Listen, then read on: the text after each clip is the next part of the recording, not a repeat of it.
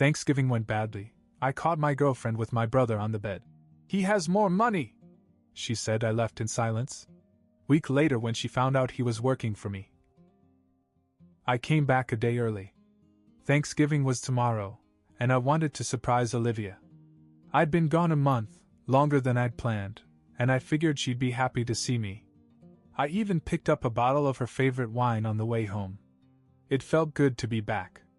The flight was long and I was exhausted, but I was looking forward to a quiet evening with her.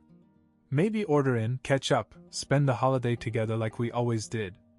I had been working non-stop, trying to set things up for us for our future. The apartment was quiet. Too quiet. The only light came from the slightly open bedroom door down the hall. I set my bags down carefully and listened. A muffled laugh. Deep voices. A sound I knew, but didn't want to believe. I stepped forward. My heart was pounding, but my head was calm. The moment felt surreal, like I was watching it happen to someone else. I pushed the door open. Under the covers, two figures were tangled together. Her blonde hair spilled over my pillow, her bare shoulder visible above the sheets. The man beside her turned his head. My brother. Either of them spoke. Olivia pulled the covers up and stared at me, not with guilt, but with irritation. Like I walked in at the wrong time, like I was the problem here. My brother's face was flushed, his mouth opening and closing as if searching for words that wouldn't come. I didn't yell. Didn't react. Just looked at them. Finally I asked, "What's wrong?" Olivia sighed. "Charlie, you barely give me anything anymore." I frowned. "What? You're always working, always talking about the future, but what about now? You used to take care of me, spoil me. Now I hardly get anything from you." She gestured to my brother. "He has more money. And he even spends it on me." I just stared at her. A month ago, I had spent 10 grand on an engagement ring she had begged me for. Before I left, I had asked her to move in with me permanently, to start planning a future together. And now she was telling me I didn't give her enough? I looked at my brother. He couldn't even look at me. I turned and walked out. Not a word. No yelling, no arguing. Just silence. I barely slept that night. I wasn't sad. I wasn't even angry anymore. Just numb. I sat in the hotel room, staring at my phone, scrolling through the messages Olivia had sent me over the past month. She told me that she missed me. That she couldn't wait for me to come home. She sent selfies, little heart emojis, told me to hurry back. All while I slept with my brother in my own bed. I checked my bank app. I had spent over 10 grand on her in the last year alone. The designer bags, the trips, the expensive ring she begged me for 3 months ago. The ring I thought she wanted because she loved me, not because she saw me as a walking ATM. By morning, I knew exactly what I had to do. I wasn't going to let her continue living in my apartment as if nothing had happened. I arrived at noon. I half expected her to be gone, but no. She was lounging on the couch, scrolling through her phone, a coffee cup next to her as usual. She looked up when I walked in. "So you're back. You have 2 hours to pack." She blinked. "Excuse me? You don't live here anymore. Get out." She scoffed. "Charlie, don't be stupid. Where am I going to go? Not my problem." She rolled her eyes and crossed her arms. "You're seriously kicking me out? Over one mistake?" I laughed. "One mistake? Olivia, you were in my bed with my brother." She groaned as if I was being unreasonable. "I already told you why. You stopped caring about me. And honestly, he's not much better." She sighed and muttered, "The cheap bastard hasn't even bought me a bag yet." I just stared at her. I couldn't believe that I had once planned to marry this woman. She must have noticed my expression because she flipped her hair back and grabbed her suitcase. "You know what? Fine. Just don't come crawling back when you realize what you've lost." I opened the door. "You can let yourself out." She walked past me, grinning like she had won something. 6 days later, she showed up at my door. And this time, the look on her face was completely different. 6 days passed. I didn't sit around thinking about Olivia. I had too much going on. The business I had been building for the past year was finally making some serious money, and orders were rolling in. For the first time in a long time, I wasn't stressing about my finances or spending them on someone ungrateful. Then, on the 6th night, there was a knock at my door. I wasn't expecting anyone. When I opened it, there was Olivia. But she didn't look like the woman I'd thrown out. Her makeup was smudged, her hair was messy, and instead of one of her designer bags, she was holding nothing but her cell phone. She gave me a faint smile. "Hey, Charlie." I didn't move. "What do you want?" She let out a breath. "Can we talk? Please?" I raised an eyebrow. "About what?" She hesitated. "I made a mistake." I actually laughed at that. "No kidding." She shifted on her feet, glancing past me as if hoping I'd invite her in. "Look, I thought your brother had money. He made it sound like he did. But he's broke, Charlie. He has nothing." I should have known that Olivia wouldn't go down quietly. She had too much pride, too much entitlement. Kicking her out and firing my brother wasn't enough. She had to make it messy. A few days later, I was in my office when my phone buzzed with an unfamiliar number. "You're going to regret this." I ignored it. 5 minutes later, another message appeared. "Hope you enjoy the bad press." I frowned at that one. A few hours later, I got a call from a business associate. "Charlie, are you seeing this?" "Seeing what?" "Your brother's running his mouth online.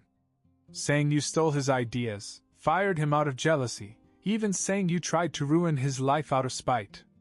Some people are even buying it." I pulled up my laptop. Sure enough, business forums and social media were full of posts about me. Claims that I built my company on stolen ideas, that I was a selfish, backstabbing fraud. All complete nonsense, but the internet loves drama. I called Ryan. He picked up after a couple of rings. "You've got a lot of nerve," I said. He chuckled. "What, are you upset about a little bad publicity? You think this is going to hurt me? My business is fine. But you? You're broke, unemployed, and dating someone who only wanted you for money you don't have." There was silence. I grinned. "She's still living with you, isn't she?" More silence. "Let me guess," I continued. "She complained about how you don't spoil her, about how she thought her life would be better with you. Maybe she's even started picking fights. Am I close?" He let out a sharp breath. I was right. "Ryan, let me give you some free advice. Olivia doesn't do consequences. She just moves on to the next guy with a bigger wallet. And since you don't have one, I'd start watching your back." I hung up. I thought that was the end of it. Then, 2 nights later, Olivia showed up at my door again. This time she wasn't alone. She had a suitcase. And behind her, standing stiffly with their arms crossed, were her parents. I blinked. "What the hell is this?" Olivia sniffed dramatically. "Charlie, I made a mistake. I don't want to be with Ryan. I want to be with you. And my parents agree." Her mother, a woman I had only met twice and never liked, stepped forward. "Charlie, you proposed to our daughter. You made a commitment. You can't just throw it away." I almost laughed. "She cheated on me." Her father frowned. "That was a misunderstanding." I stared at her. "A misunderstanding?" I walked in on her and my brother in bed. Her mother waved her hand as if I was being ridiculous. "Olivia was just confused. But she realizes now that she wants a future with you." I crossed my arms. "Not happening." Her father exhaled sharply. "Son, don't make us take legal action." I blinked. "Legal action? For what?" "For breaking a promise," he said seriously. "You gave her an engagement ring. That means something. Either you marry her or you compensate her for emotional distress." I stared at her, waiting for the punchline. "You're joking." Olivia's mother shook her head. We're prepared to sue for damages. Or we can settle this the right way. A wedding. A fresh start. I couldn't stop myself. I burst out laughing.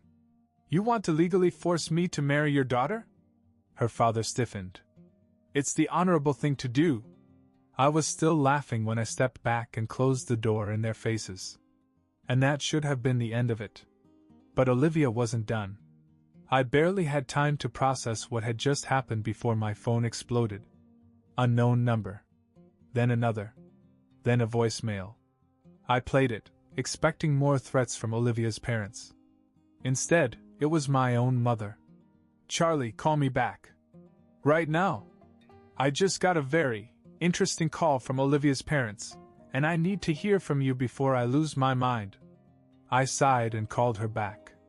She picked up immediately. Charlie, what the hell is going on? Olivia's parents just called me and your dad, saying you're refusing to take responsibility for your fiancée dash. I could practically hear the air quotes dash. And they're talking about suing you for emotional damages? Are they crazy? Yes, I said. And they're saying you wrongfully terminated Ryan because of relationship issues? I groaned. I fired Ryan because he's a backstabbing jerk. The relationship part was just a bonus. She huffed. Well, your father is currently on the phone with her father, who is demanding that we, and I quote, talk some sense into you before they escalate this to the courts. I rubbed my temples. Mom, do they really think they can force me to marry them? She sighed. Charlie, these people are crazy. They're old money, but the kind that went broke trying to keep up appearances. Olivia probably saw you as her best chance to stay comfortable. And now that she's blown it, they're desperate. I leaned back in my chair. So what's Dad saying? He's telling them to go to hell, of course. But Olivia's father is threatening to go public. I laughed. What's he going to do? Hold a press conference? Mom sighed. I wouldn't put it past them. These people love to make a scene. She wasn't wrong. And I was about to find out the hard way. The next morning, I walked into my office and stopped dead in my tracks. Olivia was sitting at my receptionist's desk, casually flipping through a magazine. My actual receptionist, Jessica, was standing nearby, looking very uncomfortable. She just walked in, Jessica said. Olivia smiled at me like nothing was wrong. Morning, Charlie. I pinched the bridge of my nose. What the hell are you doing here? She stood and smoothed her dress. I realized something. We don't have to fight. We can work this out. So I figured, why wait? Let's start fresh. Start fresh? I repeated. She beamed. Yes. I forgive you. I stared at her. You forgive me? For overreacting. She sighed dramatically. I know you were hurt, but we're meant to be together. So let's just forget all this and move on. I've already told my parents that we're working things out. I was still trying to process the sheer madness of what she was saying when she clapped her hands together. Oh, and by the way, I told Ryan to stop spreading those rumors about you. He's just bitter. But don't worry. He and I are completely over. I blinked. Wait. You dumped him? She rolled her eyes. Obviously. He's broke. You were right, he's useless. She stepped closer and lowered her voice. I want to be with someone who can actually provide for me. Someone who has a future. Someone like you. I took a deep breath. Olivia. She smiled sweetly. Yes? You have 5 seconds to get out of my office before I have security drag you out. Her smile twitched. Charlie, don't be ridiculous. 4. Her eyes widened. You're serious? 3. Charlie. 2. She huffed and grabbed her purse. You're making a big mistake. 1. She turned and stormed. Out. Jessica let out a breath. Okay, what was that? I shook my head. Something tells me this isn't over. And I was right. Because that night, Olivia and her parents pulled off their craziest stunt yet. I should have known that Olivia and her crazy parents weren't done yet. I got home late that night, looking forward to finally relaxing, when I saw something that almost made me drop my keys. A huge white banner hung from the balcony of my apartment building. In big, bold letters it said, "Charlie, marry Olivia. Be a man." I stared at it. For about 10 seconds, I really thought I was hallucinating. Then I looked down. Standing on the sidewalk, right in front of my building, were Olivia, her parents, and a damn priest. A few people had stopped to watch. Some were taking pictures. I ran my hand down my face. They hadn't just brought a priest. Olivia spotted me and gasped like we were in a rom-com. "Charlie! You're home!" I sighed and walked over to them. "Take down the banner." "Now." Her father crossed his arms. "Not until you do the right thing." "The right thing?" I repeated. "You've lost your damn minds." Her mother stepped forward. "Charlie, honey, we know this is scary. But we're here to support you. And Father Thomas here is ready to marry the two of you right now." The priest smiled and gave me a little wave. I turned to Olivia. "Are you seriously going through with this?" She batted her eyelashes. "I know you're mad, but this is the best way to fix everything. We don't need a big wedding. We can just do it here, right now, and move on." I let out a short laugh. "You think I'm going to marry you just because you brought a priest and a damn banner?" Her father frowned. "If you don't, we'll have no choice but to take legal action." I groaned. "You keep saying that, but you can't sue me for breaking up with your daughter." I heard a voice behind me. "Will you all shut up?" I turned. Ryan. He looked like crap, dark circles under his eyes, clothes wrinkled like he'd slept in them. But he was glaring at Olivia's parents like he'd finally snapped. "Ryan," her mother said in surprise. "What are you doing here?" He scoffed. "Making sure you don't embarrass yourselves any more than you already have." Olivia glared at him. "Ryan, go home." "No," he snapped. "You got me into this mess, and I'm done letting you ruin my life. And guess what? I lied to you about Charlie stealing my ideas. I was angry, and I wanted revenge. But everything he built? It was his work. Not mine. So stop trying to ruin him just because he won't marry your crazy ass." Olivia's parents stared at him in horror. "Ryan, we raised you better than this," her father said. Ryan let out a bitter laugh. "Did you? Because from where I'm standing, you raised me and Olivia to think that everything should just be handed to us. And you know what? That's why we're both broke now." Silence. Then Ryan turned to me. "Charlie, I was a jerk.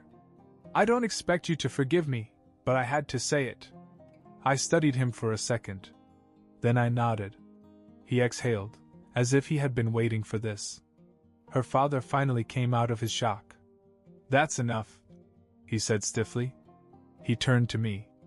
"Charlie, if you don't marry Olivia, our family will be forced to do absolutely nothing." I finished. "Because you have no case, no leverage, and no damn pride left after that circus show you just put on." He opened his mouth, closed it, looked at Ryan, then Olivia, then back at me. Then, without another word, he grabbed his wife's arm and started to walk away. Olivia blinked. "Wait, what are you doing?" Her mother sighed. "We're going home, Olivia." But, her father gave her a look. "Enough." I couldn't help but smile. Olivia turned back to me, desperation creeping into her expression. "Charlie, you don't really want to throw this all away, do you?" I grinned. "Oh, I do." And then I walked into my building, leaving her standing there as the banner flapped uselessly in the wind. I thought that was the last of it. I really did. Olivia's parents had finally backed off, Ryan had admitted he was a failure, and Olivia had been left alone with her pathetic banner, and a priest who probably regretted ever getting involved. But of course Olivia wasn't finished.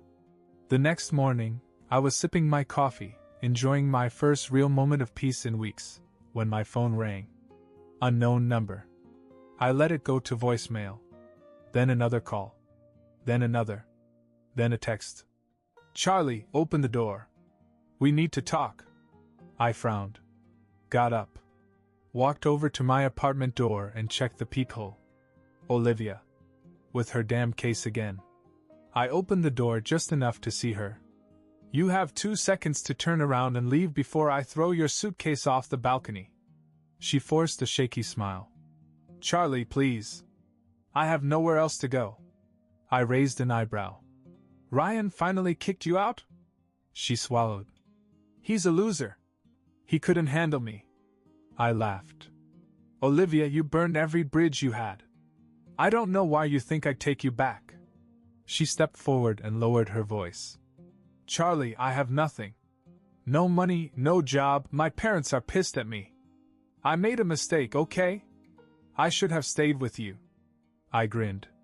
You're just saying that because you ran out of options. Her face twisted. So what? You're just going to let me be homeless? I tilted my head. You cheated on me, tried to ruin my business, sent your crazy parents after me, and dragged my private life into the public just to pressure me into marrying you. And now you want pity? She crossed her arms. I don't deserve it. I gave her a slow look. You deserve worse.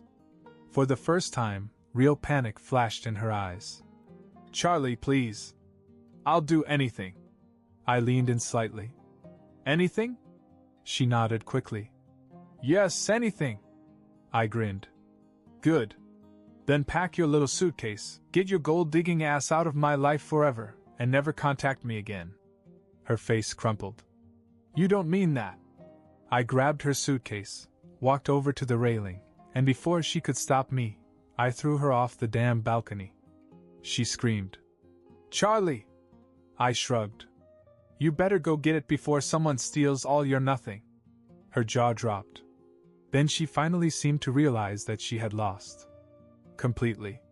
She stomped off, screaming about how I'd regret this. How I was a terrible person. How I'd never find anyone as good as her. I laughed. For the first time in a long time, I felt nothing but relief.